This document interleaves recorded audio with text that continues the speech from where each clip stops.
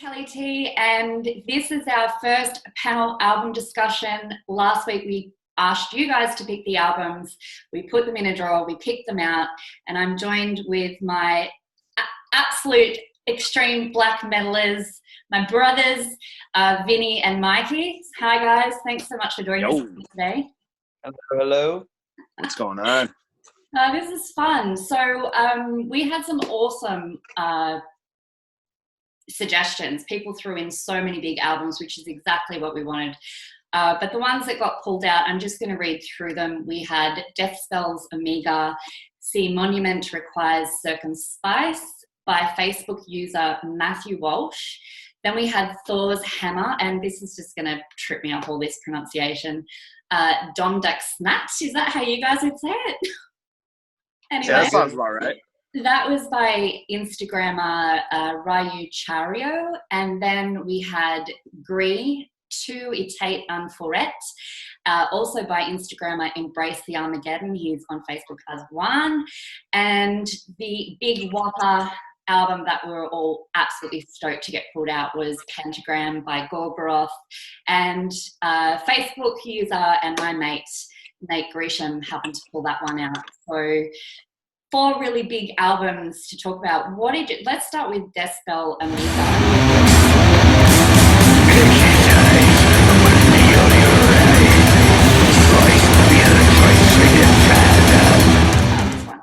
I wasn't really into this band. I've heard of this album. It's obviously a very big album, but when these guys kind of hit the scene, where are they from? They're from France, aren't they? He's laughing at me. They're from France. No, when they hit the scene, like their first 2 albums, like they just kind of were cookie cutting black metal for me. You know, they weren't anything. They were just kind of flying on the fringes of what the bands that were actually defying black metal were doing. They were just kind of in the background. But I can see why this album is a big album for people. Like, it definitely was the turning point in their career as far as the melodicism that they brought to this album and the extremities and the different elements that they added. And it's good, but I haven't listened past it. I haven't gone on to more of their work. I don't know if you guys are into them or what, but what did you guys think of the album? Yeah, I mean, I kind of agree with what you said. They really came into their own on this record. Their first album, Infernal Battles, and then Inquisitors of Satan were just kind of like, I don't know, same old of what was coming out of the genre at the time. And this album, they kind of fell into their own. But my personal opinion on this record is it's not their best work. Their last album I thought was fantastic, which was the Furnaces of Polynesia. I think I pronounced that right. Okay. I thought that was their best album. But as far as this record's concerned, I do understand why people like it so much. It's definitely kind of a defining record in their career as the turning point goes. Mikey, what do you think? One thing that's really special about the album is that it's a first of a 3-part trilogy, and it kind of talks about Satanism on a metaphysical level. I do love the themes. Yeah. Yeah, I can agree with that. And it's more of a journey that, like, I wasn't there to listen to it from like hearing the first one, then waiting for the second or third album to be released. So I just got to listen to it as one big piece, but it would have been something pretty cool to hear it first and then know that there's more coming, and then just kind of let your mind wander and think of like what's coming next. Yeah. Because they are a very hidden band, and no one really knows about like who is specifically responsible for it. Mm-hmm. There's rumors and stuff, and that's like a part of a huge thing of why everybody really enjoys them. And this is where it like all started, like just as you all were saying, like this is when they were getting big. And I do agree with you, Kelly. Not the biggest Deathspell fan, but this album is really good. It definitely was. Yeah, it's a good listen. Like, I loved the jarring tones, and the melodicism was so intense in some of the tracks.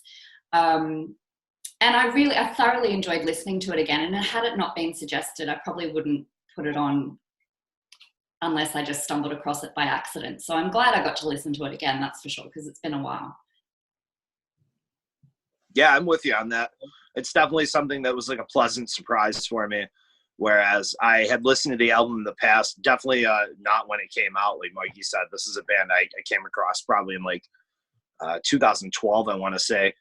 And this was nice to rehash this record. And I'm totally with you, Mike, as far as the storytelling on this record. It was something special. So I do understand why people love it so much. Absolutely. Yeah, definitely. All right, let's move on to Thorrs Hammer. I got to pronounce this fucking name again. Thorrs Hammer. Who wants to pronounce it? Is it Dommedagsnatt? That's how I'm saying it. That sounds delicious and correct. Yeah, that sounds...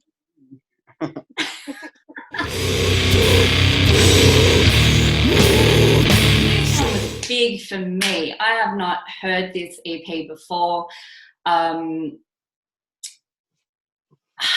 That whole, I love doom, I love death. The mix of that was fantastic. But what made it for me was, I think her name's Rudhill, the female vocalist. She just blew me away.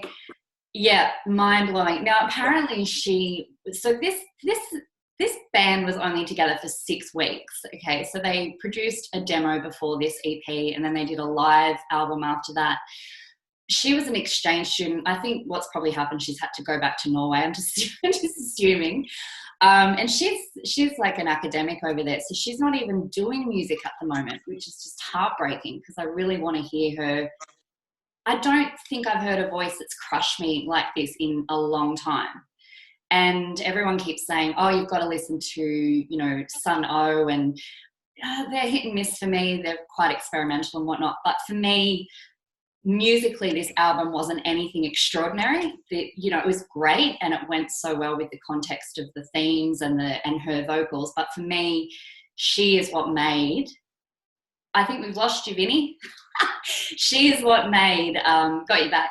She's what made this so great for me. To be honest, I just thought it was absolutely devastating. Absolutely devastating. Took me to some dark places. What did you guys think? Her vocals are just amazing. I mean, it'll make you cry, honestly. Like, put it on with headphones, just sit there in the dark, and my God, this was something else. I'd never heard of this band until we did this, and this was just like what a surprise. Just fantastic vocals. You're right, as far as the musicianship wasn't really like on par with especially a lot of the stuff that we've been listening to and reviewing over the past few months. Is the musicianship nowadays is just insane. Every band is so crisp and so tight, but that's kind of what made this band special to me as far as the musical element is concerned, because it was really raw, and you heard like chord slip ups, and I just thought this was cool. This is a really cool record, and it makes me super sad that they only released 3 songs on recording, and then the rest were live tracks. So yeah.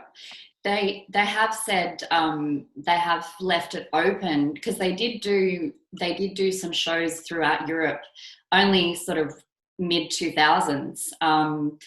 And they did leave it open to say that they could create music into the future. So let's hope. What do you think, Mikey? I thought one thing that really stuck out were the riffs. They're just so sludgy. Just had your head banging to it. So calm muted. Yeah, and like her vocals, of course, that was the big bright moment of that album. But there were parts where like she would go into like a low screen, and then she'll go into like even lower, like guttural, and that really got me. And then she had this haunting voice as well that just added such a haunt to the whole already dark doom of the whole EP. It was just incredible. Yeah, and for a band to be there for 6 weeks, and this is what you come up with, like there's a lot of talent. Because a lot of bands, they struggle to even come close to something that good, and they'll be a band for a year or two, and then 6 weeks, that's just unheard of. That's what makes me so sad, that they just have gone, boom, it's over. And it's like, why? Give us more. I've never heard of these guys before, and just totally blew me away. I'm addicted to this EP, completely addicted. Yeah, I'm with you. Absolutely. Fantastic. So the next album, what have we got? This one was big for me as well. Another Gris. one. Yeah, Gris.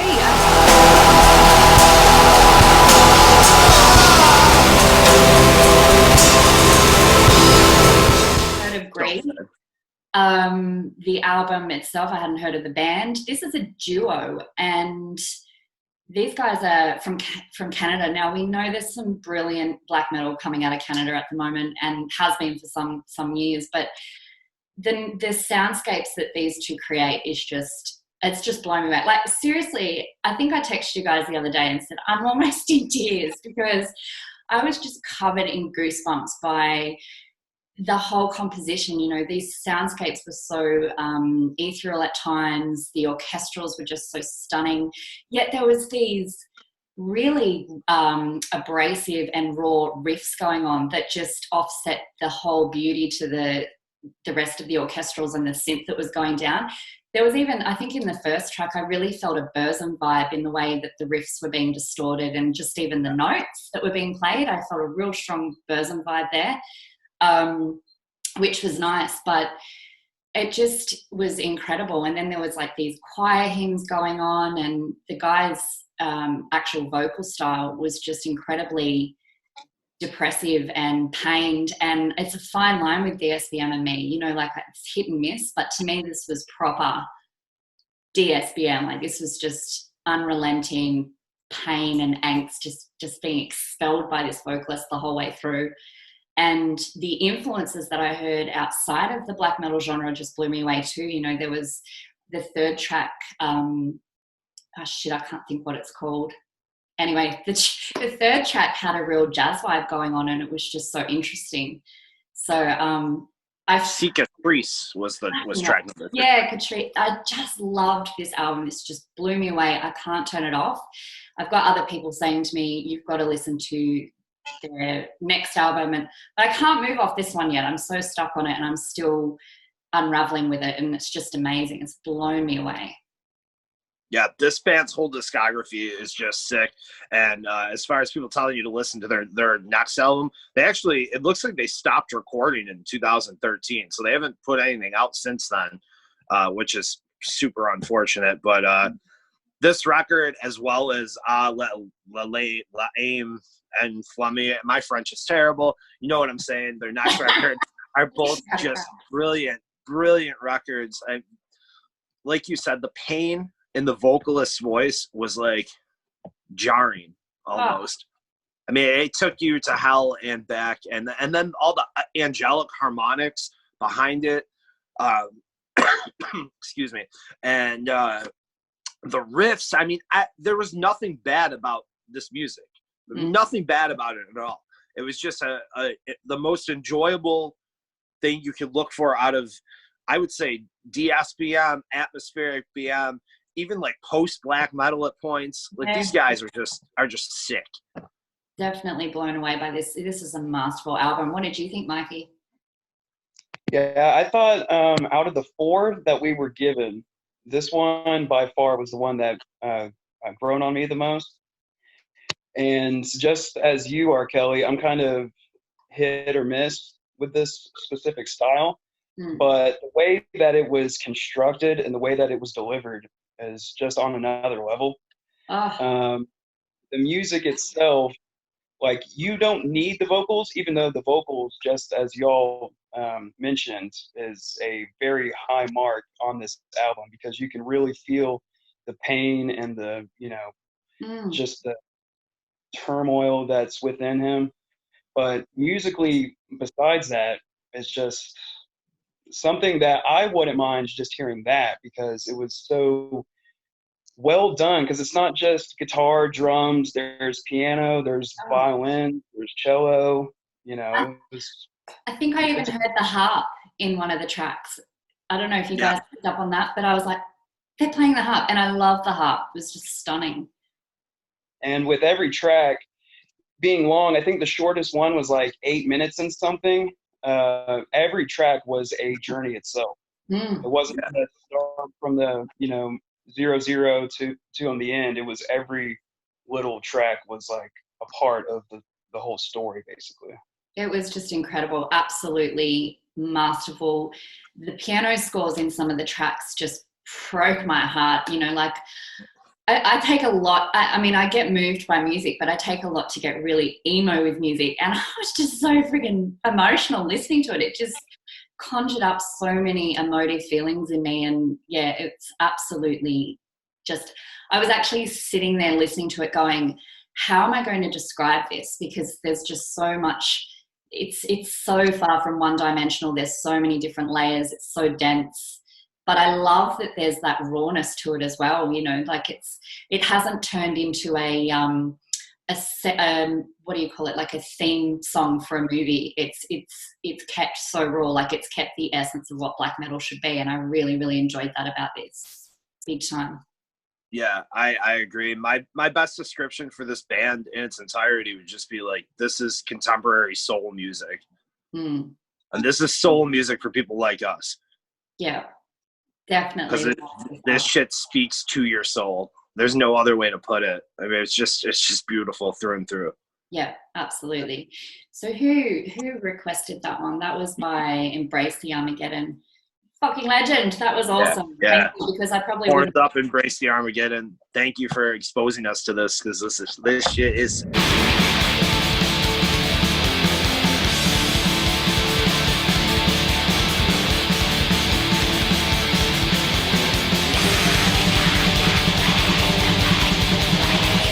This one, Mikey, this is you, man. Jump right in. you all over. I will say that Hat's vocals on that album are my favorite out of any black metal album. The scratch that he gets from it, and just the sound just by itself is just makes the hair stand up, and it's really haunting. good.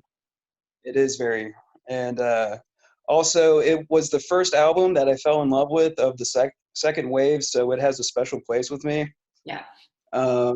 And just as Vini mentioned in our little chat thing, is that the punk in it. Oh yeah, definitely. So punk. That really stuck out. Yeah, I never noticed that until you said it, but now every time that I hear it, like it's just so there that I'm kind of surprised I missed it until you mentioned it. The first track, like, because I'm a big punk fan, so when I hear that crossover in my black metal, I love it. And that's what drew me to this album so long ago as well, just hearing that punk beat going through straight away.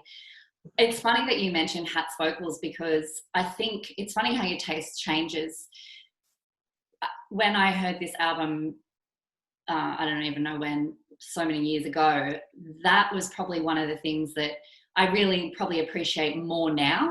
It's not that I didn't like it, but I think listening to it again, because I haven't listened to this album for a while, and listening to it again, it was like, this is the quintessential sound of black metal. It's so grim and cold and nasty, and it's exactly how the second wave of black metal was meant to be, and it's just, it's like roughneck black metal. It's just brutal. Yeah. I can't even, But so I've got a bigger appreciation for his vocals now, for sure. Yeah, it's like blackened crust punk, honestly. From Begravel says not.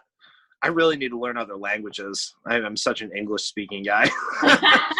but from Begravel says not, I mean, just running through the whole record, there's just a spine of punk rock on this album. And I grew up on punk. That was my first love. Punk led me into black metal, and so on and so forth. And this record just is fucking awesome, man. It's such a good album. What about those riffs? That first track, and the Infernus riffs kick in, and it's just like, it's such a simple riff, but it's fucking brilliant at the same time, and it just catches you the whole way through. And the change up of, like, you go from that really full-on punk track, and then the second track is a much more like, slower burn kind of darkness in it, and this album just gets me so excited. But my favorite track off the album is how do you pronounce it? Menskegren Slave. Vegan Slave. For me, this was just huge. Like it's such a big track, and to end on that note, which like that could have been their first track really, because it was such a whopper. But I don't know what else you can say. I think that this album, when I listened to it years ago, I think I took a while. It did grow on me, and I was a little bit like that with Pure Holocaust, the Immortals Pure Holocaust. It took me a little while to kind of really properly appreciate it and love it. But this is definitely in my top 10 albums of all time, which is a big call for me because I really struggle with that. But listening to it again, it just brought back so many memories, nostalgia, and just this is what black metal was and is and should be, you know, like it's just zero fucks. They just went for it. And Gorgoroth always have that whole, you know, bad boy connotation with their music. They've always been seen as the most evil, the most darkest, the most extreme. And for that to be their first album, and, you know, when there was a sound of black metal sounding like it's been done in the basement, this was a pretty fucking good production too. Like this was pretty amazing production. So sure. Yeah, they really did a great job just channeling elements of Venom, Bathory, even like early Mayhem, and I would throw in there like the Exploited or maybe like a crusty punk band like Destroy. I mean, they just combined all of those sounds to make this classic record. Yeah.